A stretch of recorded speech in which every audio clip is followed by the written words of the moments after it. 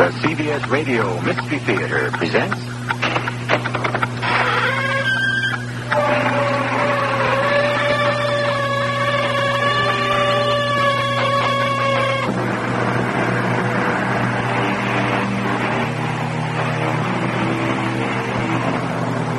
Come in. Welcome.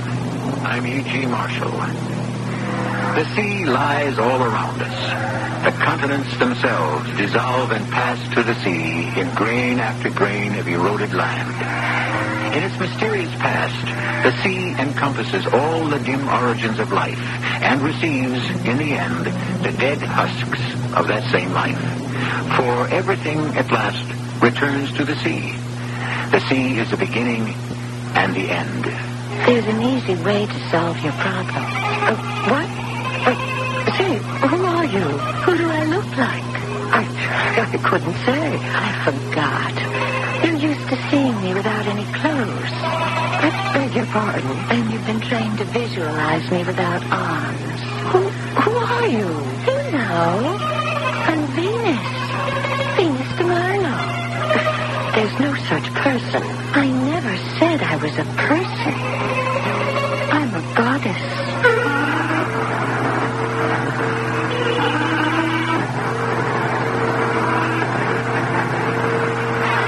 Our mystery drama is Venice Drowning, was written especially for the Mystery Theater by Sam Dan and stars Kim Hunter.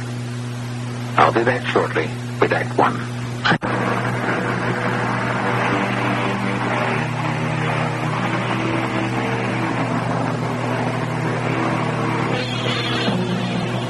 The long, sleek jet flies north from Rome over the calf of the Italian boot. It is headed for Treviso. It never used to go to Treviso. It always stopped at Venice. But now, Venice, the city of Venice, is no more. It has sunk beneath the waters. You don't believe me? Listen. Ladies and gentlemen, this is your captain speaking. Directly below us is the site of the former city of Venice.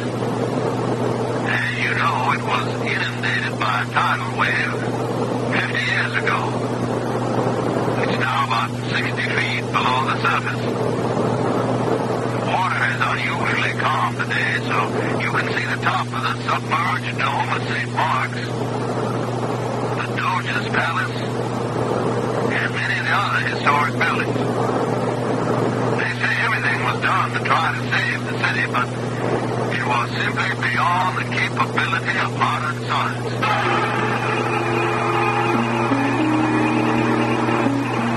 No, it isn't true that everything was done.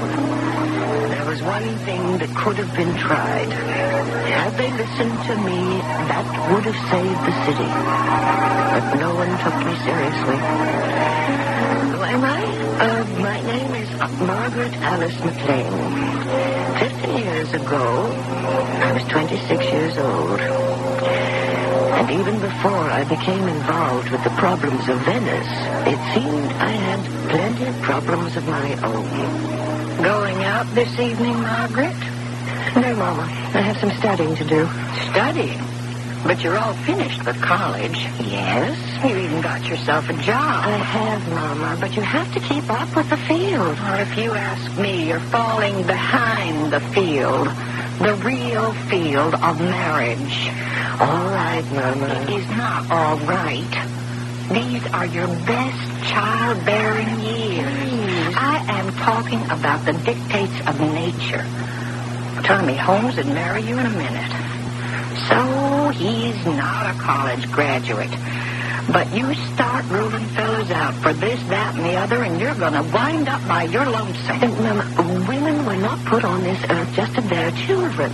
A woman has a right to express herself, to have a career. So you've got a career. You're expressing yourself.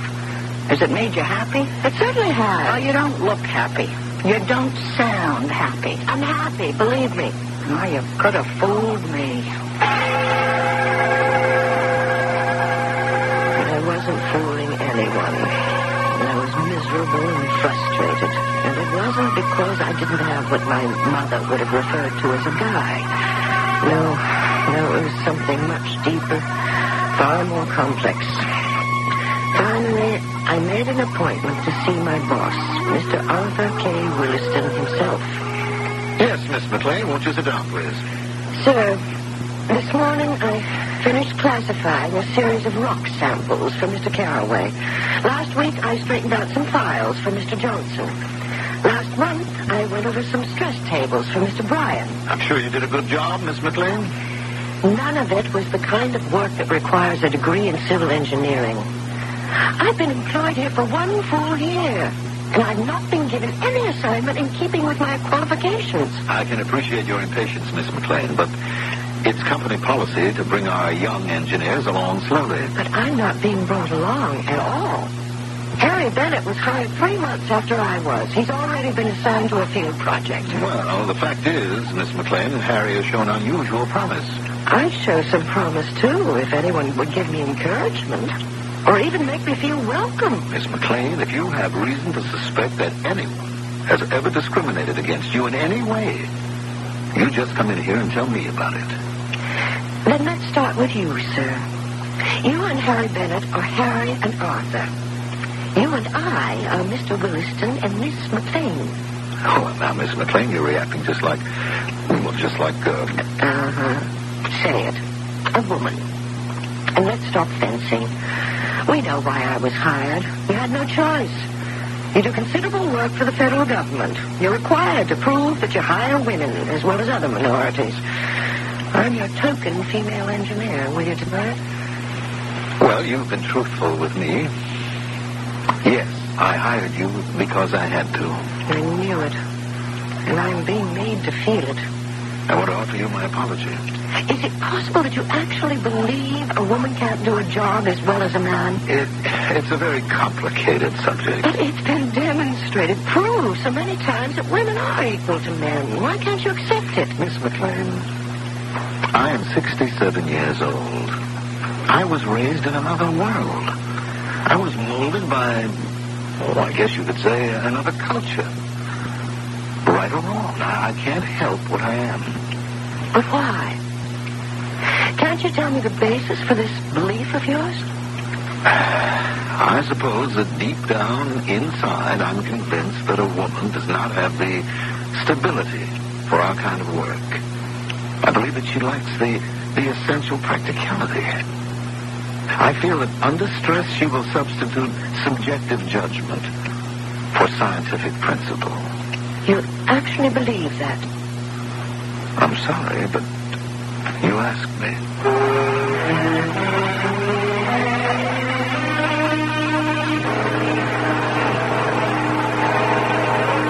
I thought you liked your job.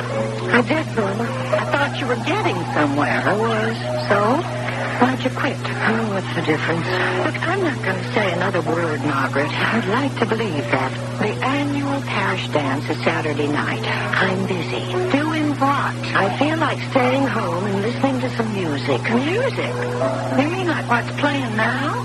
It's by Johann Sebastian Bach. Yeah? It's the greatest music in the world. What are the words? There aren't any. Well, how can it be any good if you can't sing it? Who could that be? It just might be Tommy Holmes. Oh, no, Mama. You went to kindergarten with Tommy Holmes.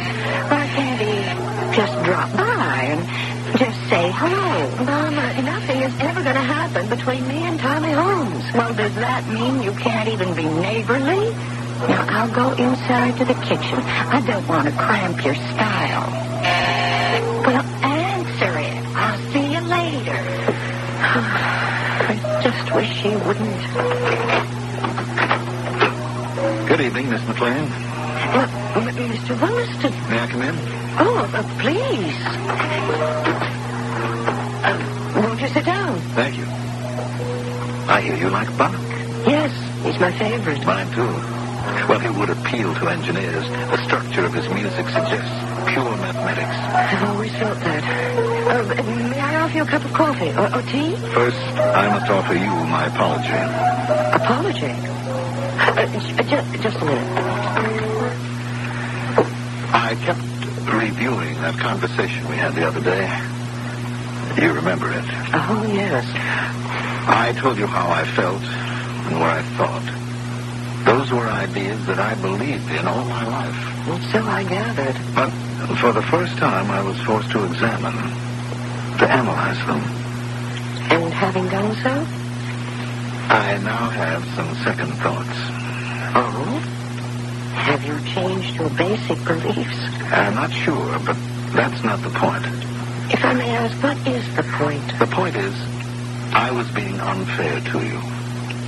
I mean, does it really matter what I think of women in general as engineers? The fact is, you in particular worked hard. You earned your degree. You deserve your chance. Even if it's a chance to fail? It's the same chance I give everyone. Will you come back to work? If it's engineering work? I want you to initiate a project for us in Italy. Italy? Yes. It's for the city of Venice. Oh, I've always wanted to see Venice. Now you'll have an opportunity to see it while it's still there. I beg your pardon? The city is sinking. Sinking? Yes, it's going under, and we are one of several firms called in to suggest some ways to save it. Save the city of Venice from drowning. It's quite an assignment. Will you go? I don't know what could stop me. Good. We can work out the details tomorrow morning. Now, if you'll excuse me, I have a meeting. Oh, of course. Good night, Mr. Williston. Arthur. Arthur. Good night, Margaret. Mama, come in here. Did you hear? I heard. He called me Margaret. So, finally, you're one of the boys. This is why I became an engineer. So I could travel and build things and save things. Venice, just think. Venice, Margaret, don't go. I'm getting the chance of a lifetime. You could also be losing the chance of a lifetime. I don't understand. Margaret, please, listen. Face facts. Right now, at this minute, Tommy Holmes is crazy about you. I cannot take Tommy Holmes seriously. You have to take any man who wants to marry you seriously. Don't scare Tommy Holmes away. Scare him? Oh, you scare him enough as it is with your education. But if you go to Europe, and if you're successful, it'll be too much for him. Do you realize what you're saying? Yeah. I am talking about the way the world is, not the way you'd like it to be, or even the way it ought to be. Don't leave. Don't give him a chance to meet somebody else. I don't care. You don't care now. In 10 years, you'll sing another tune. What do you have? Oh, please. I don't know what this song and dance is all about. I mean, the city of Venice sinking under the sea? Venice is a lagoon. From a geological standpoint, it's entirely possible. Well, if it's gonna go, it's gonna go. You can't stop it. I'd better get to bed early. I know you feel flattered, but your whole life is on the line here. Tommy Holmes is a nice guy. Now, he makes a good living. And you can help him go places. Yes, but he can't help me go places. No, it's in one ear and it's out the other. So let's not discuss it any longer. Okay, don't discuss it. But think about it from every angle. What do you really want out of life? What's best for you? Just promise me you'll think about it.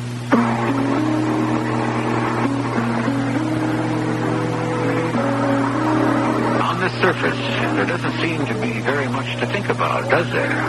But obviously, we are dealing with currents that run very deep beneath the surface, which is altogether apropos, because our basic story is concerned with the currents that may sweep an entire city from the surface of the earth.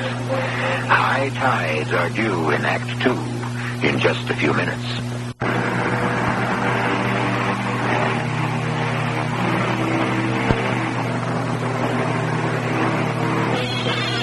Roll on, thou deep and dark blue ocean, roll. 10,000 fleets sweep over thee in vain. Man marks the earth with ruin. His control stops with the shore. Lord Byron says it well, but somewhat inaccurately.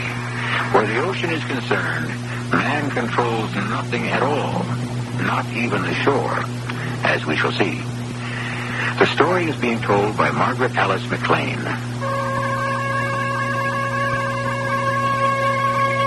Yes, I remember it so clearly, even though it's more than 50 years ago. I was sent to Venice to see if I could save Venice. Stay home and get married and save yourself, my mother said. But why stay home and marry dull Tommy Holmes when I could save Venice? Representing our client in Venice was Signor Antonio Donatelli. Oh, I see. You are M.A. MacLean. How do you do, Signor Donatelli? Oh, no, Antonio. Better, Tony. And the M in your name signifies... Margaret. Margaret. Margarita. Charming. Shall we go to lunch? Lunch? Well, it's almost 12 o'clock. But there's so much work. No, in Italy from 12 to 3, there is no work. Well, there is lunch, there is enjoyment, there is music. Come. He was handsome, distinguished looking, about 40. He took me to the most charming cafe in St. Mark's Square. A string ensemble was playing a waltz. The sky was a brilliant blue, and all about me there was color, gaiety, excitement. Could it be that this city was going to disappear? I wanted to talk business. He wanted to talk about my eyes. Finally, I decided to say what had to be said. Sir. But you must not call me sir. It places our relationship on, such a form of business-like basis. Which is exactly where it belongs. If I were a man, we wouldn't be indulging in this nonsense. You'd be telling me facts and figures. But you are not a man. I'm an engineer. The most charming engineer I've ever met. Please, don't make it difficult for me to do my job. But it is you who makes it difficult for me to do mine. I'm engaged to be married. I too, but these things need not be taken too seriously. Getting down to business. You are a woman with a one-track mind. To begin, why is Venice drowning? Well, simple. The sea is rising, the land is sinking. How is this verified? Well, since the beginning of the century, the city has sunk by more than 7 inches. There is 1.5 feet more water here at high tide. Of course. Mm-hmm. With the greater melting of the polar regions, water levels are rising all over the world. Now, this evening I know a most fascinating place for dinner. This evening I shall have a tray sent up to my room. But, Carissima, this is hardly civilized. Besides, I have a better idea. I shall take you for a ride in a gondola. Signor Donatelli, this is a business trip. And so is a ride in a gondola down the Grand Canal. Please, permit me to prove it.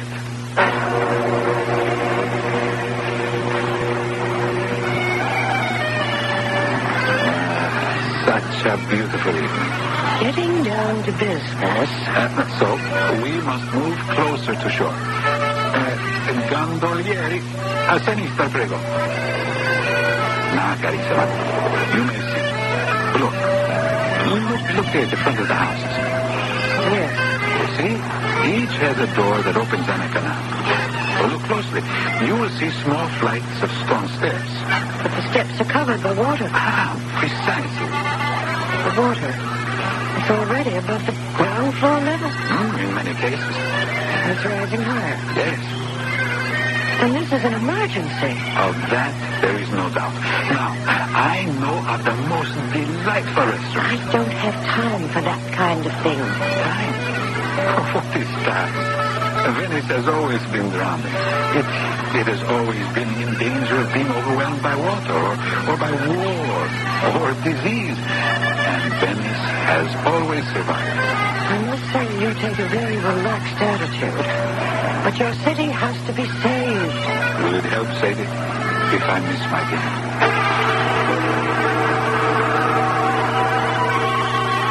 He talked me into it.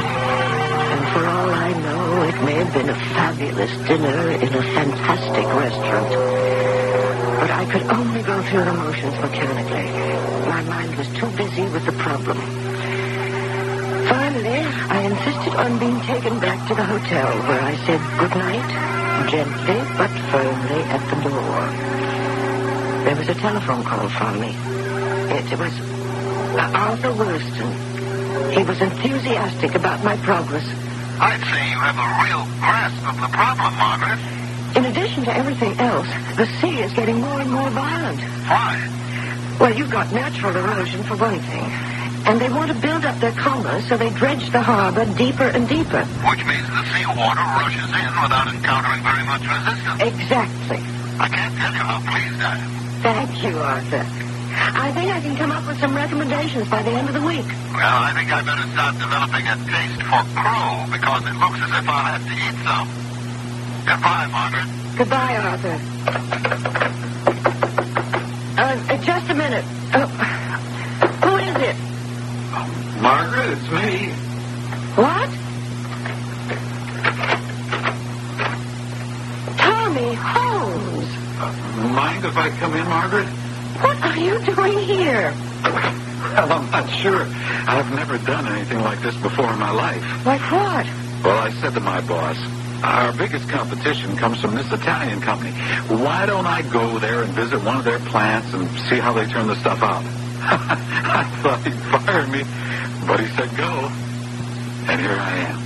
Oh. I did it. Well, I did it because I simply had to see you. You see how good you are for me? And now I'm going to get promoted. Tommy. Margaret, I have to ask you something. Please. No, I have to. Margaret, marry me. Tommy, I don't want to get married. There's so much I have to do first. Margaret, we were the lonesome kids in the class, you know? I never had a girlfriend. You never had a boyfriend. You know, and I said to myself, someday I'm going to ask her. Tommy, I'm really very busy. Yeah, sure. Hey, look, maybe tomorrow night we can go to a movie or something. I'll give you a call. Margaret, isn't this great? I mean, here we are.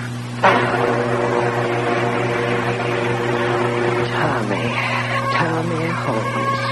He's really very nice. But why can't my mother understand that nice is not enough?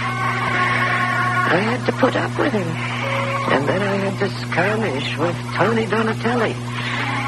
But my mind really wasn't on either of them. I was too full of the project. Finally, I was ready to call Arthur Williston with my preliminary recommendations. You want to detail that again, Margaret? The key is to slow down the incoming water. All right.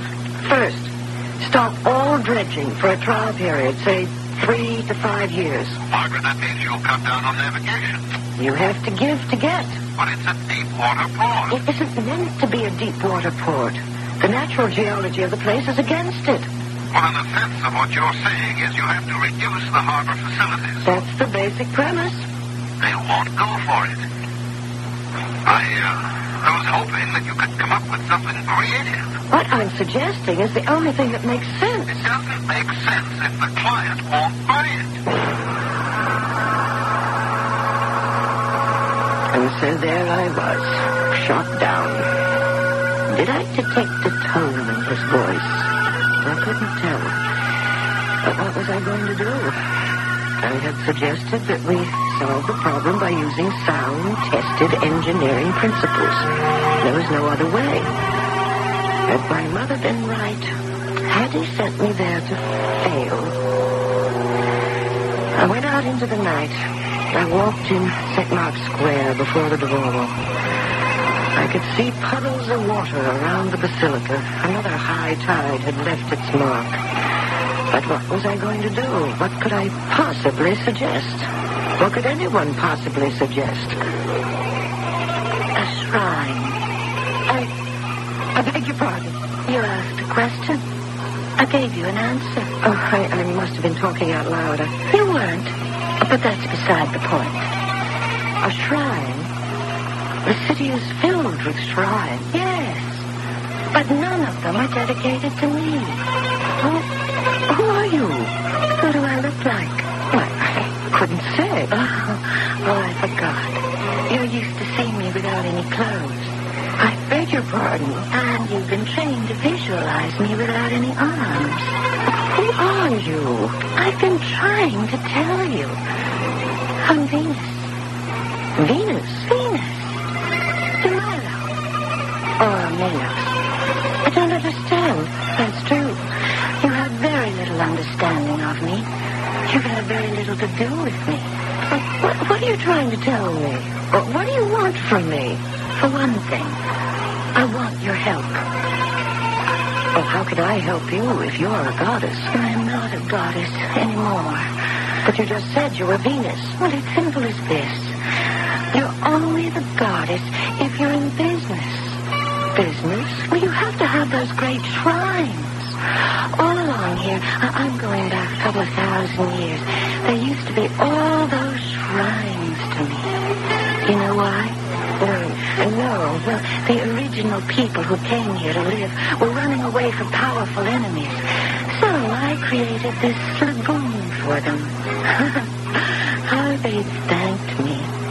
But you know how people are. The years go by. They forget. But don't interrupt. I'm a goddess. But as I say, people only want to know what you did for them lately. And so I've been forgotten. Well, I don't like to be trifled with. I have a brother. His name is Neptune. Neptune? God of the sea. When these citizens here were giving me my due, I asked him to be gentle with them. When they forgot what they owed me, I said, do your worst. And he's just beginning to. Well, what do you want me to do? Well, isn't it obvious? No. I'm going to make you a heroine. Oh? How? You're going to be the one who will come up with the plan to save the city of Venice.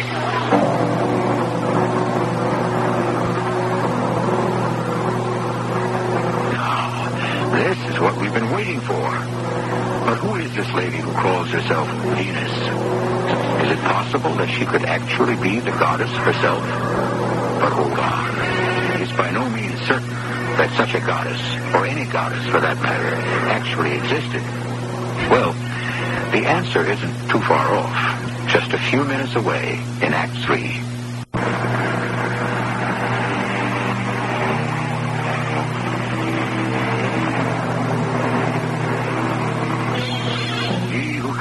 The sea commands everything. That is, according to an ancient Greek historian. But, in all truth, who commands the sea? Who can instruct her waves and currents to come and go? Who can even understand, much less order, her inexorable movement? 50 years ago, Margaret Alice McLean tried to. But let her tell it. I don't know if I was going mad. Was I imagining this talk with a woman who called herself Venus? I looked at her closely. She was tall, and the only word that could describe it would be splendid proportions. And she knew everything, even things that were in the secret recesses of my mind. You are trying to devise a plan to save the city of Venice. My city. Yes. But it cannot be saved unless I agree to it. You see, saving it is a very simple matter. To an engineer. But people are contrary. They won't listen to common sense. In effect, they refuse to save themselves. So, that's where we come in. But how? Build me a shrine. A shrine? Yes, like the magnificent edifices you see all about you. I want mine. But no, I'm entitled to it. And at a word from me, my brother Neptune will make the waters around here behave. But what can I do about this? Suggest it. Suggest it. You were asked to come up with a plan. I can't suggest that. Why not? You're an engineer. People will have to respect your judgment. It's impossible. If I were to mention a thing like that to my boss... Yes?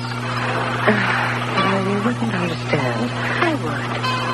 Well, you think about it. You'll see that I'm right.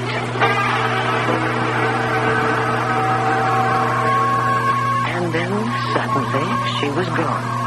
I don't know where she went or how. She simply vanished into the night. Had I dreamed this whole encounter? Build a shrine to Venus. How could I even make such a suggestion to Arthur Williston? But as the days went on, I couldn't come up with any other. And Mr. Williston was getting quite restless. Margaret, how are we doing? I'm going to try to open up a new direction. I was hoping by this time we might be in a development. We will be. I know it. Soon.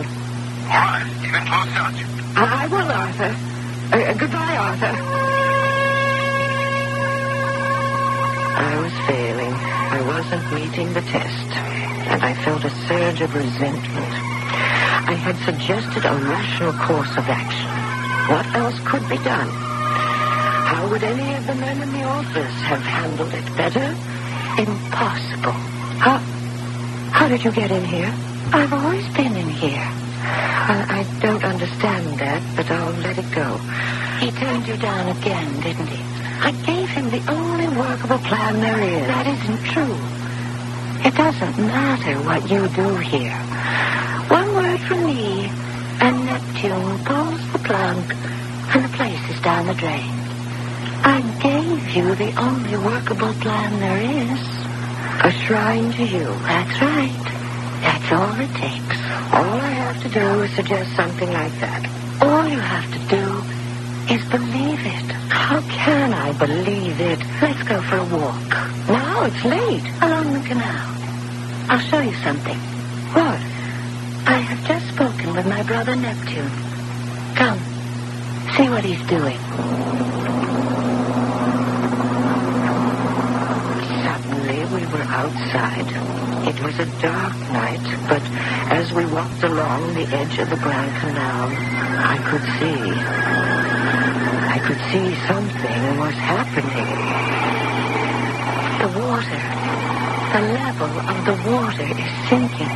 It is. See? How all those submerged steps are being uncovered? Steps that have been underwater for years. See the moss? Here, at the landings. The stone landings at the bottom of the steps, where the boats would come. It's impossible. No one has seen those landings or stood on those landings within recent memory. It's true. What you're showing me is true. I told you. And this is where the watermark shall be, provided. Yes. I've already told you. A shrine. But I can't suggest a thing like that and be taken seriously. You couldn't suggest it before because you didn't believe it.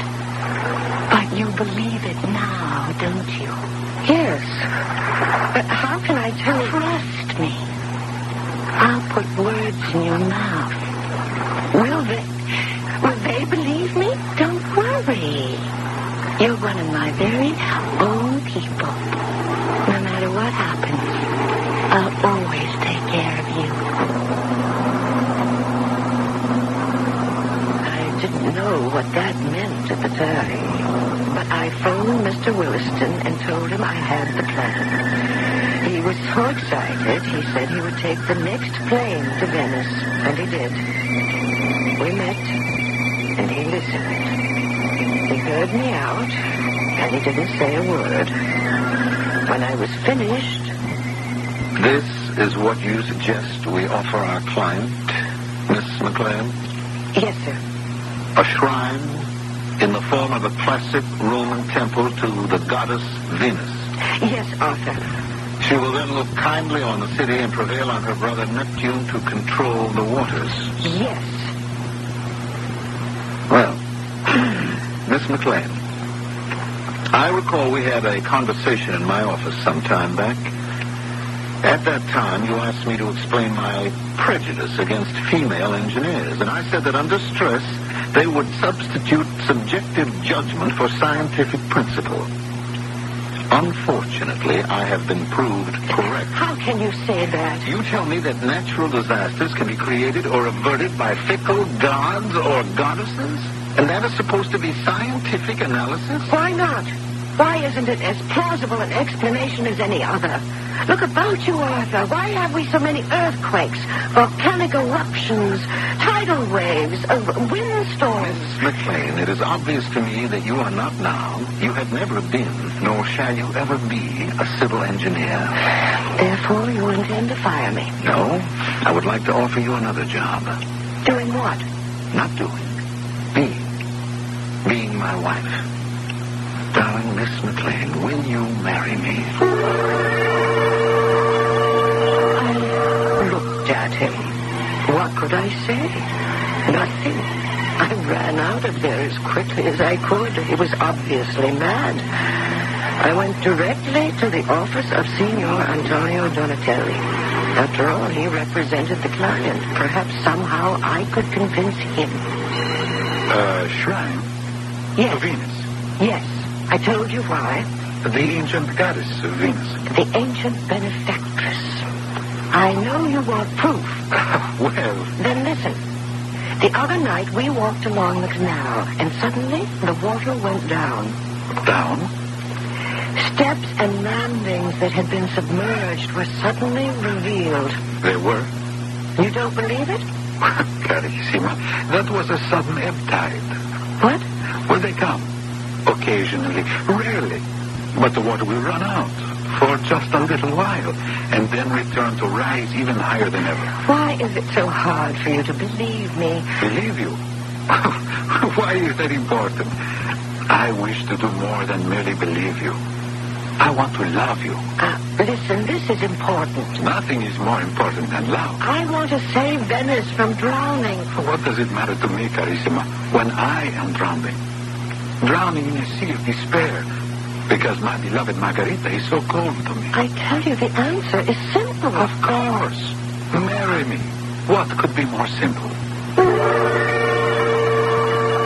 They were mad, both of them. Well, with or without them, I was determined to fight for what I believed in. I went to the newspapers, the broadcasting stations. I spoke before all kinds of civic organizations. At worst, they laughed at me. At best, they were polite. But no one believed. And the more opposition I ran into, the more determined I was to fight.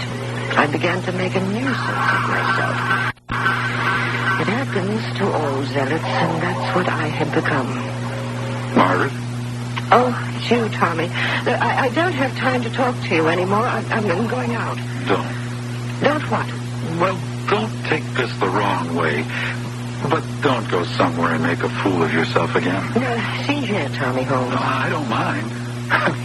That's because I love you. Oh, that's enough of that. No, there'll never be enough of that. I don't mind that people laugh at you thinking you're a kook. I mean, I want to marry you anyway. But what I'm proposing isn't crazy. It is, but I don't care. I love you in spite of it. Or maybe because of it. But Venus... Oh, what's the use?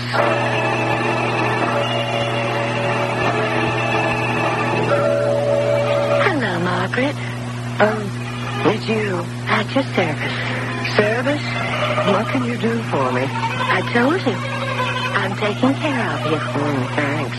You made me lose my job. You made me a laughing stock. I also made everyone fall in love with you. Tommy Holmes? He was always in love with her. That was a schoolboy crush. And Tony Donatelli? He made automatic passes at anything in a skirt. But you're the only one he wants to marry. An old bachelor Arthur Williston. He loves you with an old man's passion. Marry him first. First? Well, you're going to marry all three of them. What? 3 happy but different marriages. Until the day you die, men will always fall in love with you. But why? I told you. You're one of my people. But Venice... I'm sorry about Venice. It can't be saved. That's the way it has to be. When will it... Oh, one of these years.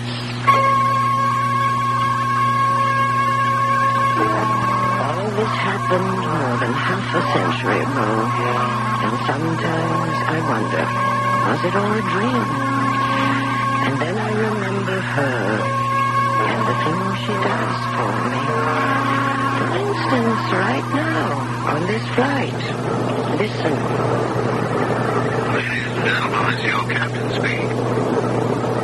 Directly below us is the site of the former city of Venice, which, as you know, was inundated by a tidal wave more than 50 years ago.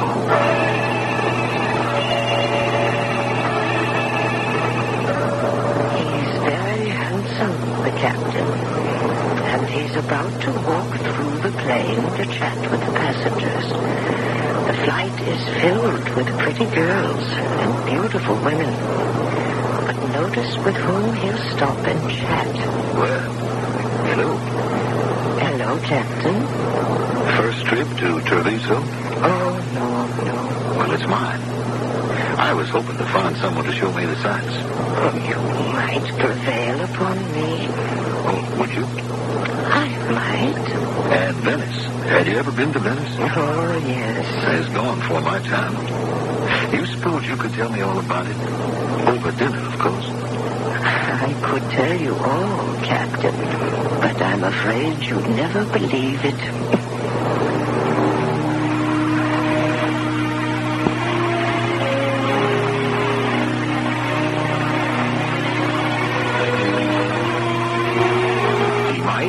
He might not. You might remember the argument that took place a little while ago when Caroline, or was it Venus, speaking through her, claimed that our recent spate of natural disasters was the work of the jealous ancient gods. Certainly, there is a sense of unease everywhere as the earth rumbles menacingly and the sky glowers in ways that are new and frightening. And who can account for it? Perhaps I can, when I return shortly.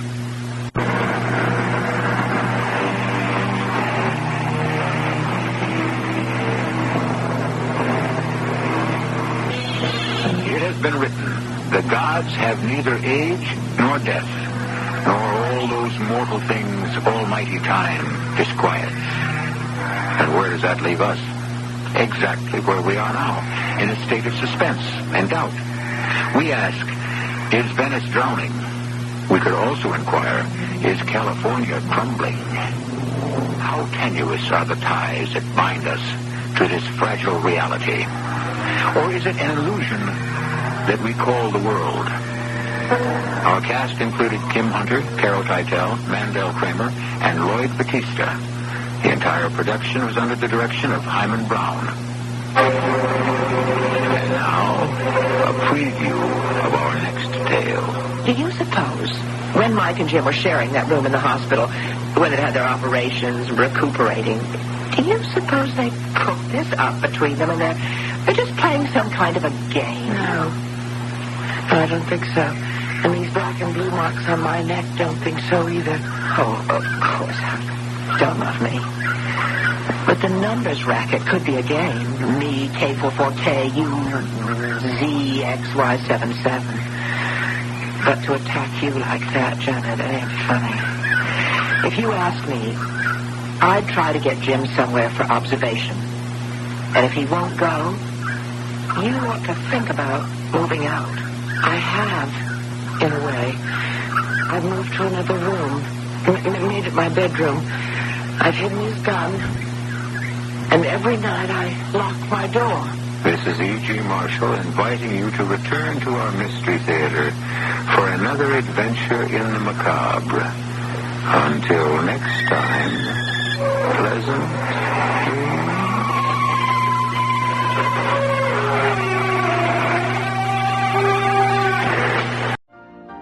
You've been listening to the OTR Gold Network. Find more classic radio at otrgold.com.